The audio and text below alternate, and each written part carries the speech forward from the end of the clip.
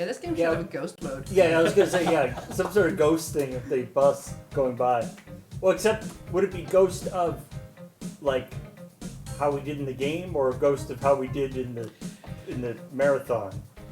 Because how we did in the game would be very confusing. Because there'd be a lot of like buses at the very beginning. Like it would be like when you beat a level in Super Meat Boy. Yeah. There's like Right. There's like all the corpses. Yeah, the ground beef. I feel like the first half an hour of the road would be pretty much littered with broken buses. Like it's just mufflers and an oil slick. Impossible to drive around. Yeah. I assume that when we hit reset, the guy still comes out and picks up the bus and tows it back. Bus? Yeah. I still assume that happens. I do. I always appreciate again, the parts of this game that they put in. When it was clearly such like designed to be just a stupid thing. And who would want to? Yeah. But the fact that it's like light, the light flashes, stops. Then your view tilts down. Yeah. Because you're being picked up, and then you start going backwards. Yeah. It's surprisingly a lot of care goes into it. It's a verisimulator, as they say. It's funny you mentioned this about, I wonder what the ghosts would look like for this. This sounds like a fun supercut project for anybody who's out there to take all of Desert Buses for all the previous years past, because I know you guys torrent that stuff. Just take out the part that's just the Desert Bus and just make a grid of all of them starting at the same time and just letting them run and see what happens. Just have a network operations center of just Desert Buses always running beside each other and see, where they break down, what happens. Yeah, that could be fun. I mean, it wouldn't. It'd be a thing you could do. It'd be a way to spend your time. The bus in the lower right-hand corner, in that shape and size has been that consistent for quite a few years now. Yeah. Yeah. I mean, we've been looping this footage for the last 5 minutes and no one noticed. Yeah. We put a paper bag over it. Do we miss the device? It had some cool stuff in it. Yeah. It definitely had some cool stuff in it.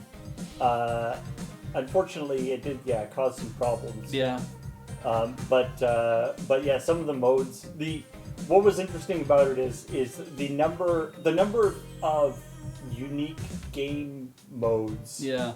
That the developer of the device, whose name escapes me for the moment, but who's the developer of the device came up just by, but without modifying the game itself, it was just by messing with the controller inputs. Yeah. What are the things that you can create? Reverse mode, sliding mode, having to pump up the gas mode.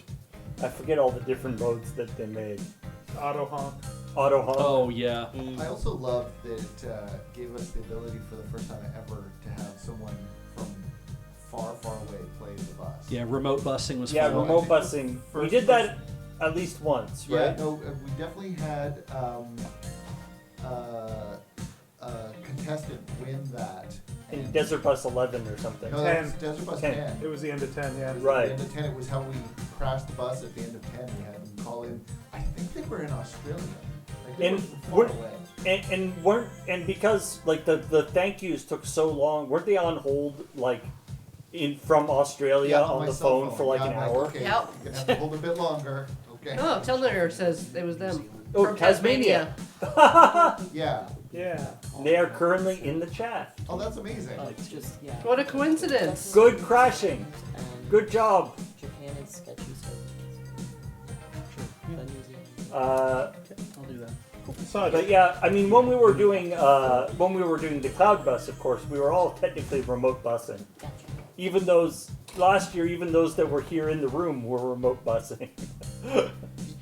Yeah, that big function of the device was kind of superseded by Sean and Maps working on Cloud Bus. Like anyone can play from anywhere now if we wanted to, but the fact that that someone could play from Tasmania and they were actually controlling our Sega Genesis across the world in a real-time event that streamed around the world was pretty That's pretty remarkable. Yeah, I like it. It was like living in Ghost in the Shell. Yeah, but as Paul pointed out earlier, like some players didn't like that it could mess with you, but it added a fun gaming event to it. But it also sometimes would just like, for no reason, just make it so the inputs didn't work. Yeah. And it's just like, yeah. Yeah, there were a few glitches that unfortunately meant that we had to remove the device from the equation. But yeah, it had I think one thing we did at one point where it was like, I think James, at least on Dawnguard one time, we had James like fight the boss, fight the device. We're just like, it was just like rapidly changing different modes. That was Nice. pretty fun. I could see doing something like that again if it was made to work, where it's just like anybody who's a driver that sits down has been assigned a specific activity. So it's like you drew out of your hat, you drew Icy Bus, and now you have to drive Icy Bus for the entire time, whenever you're in that chair. Yeah. Yeah. We give them all special hats or headbands they have to wear that say what their shane is. Just, thinking about stuff.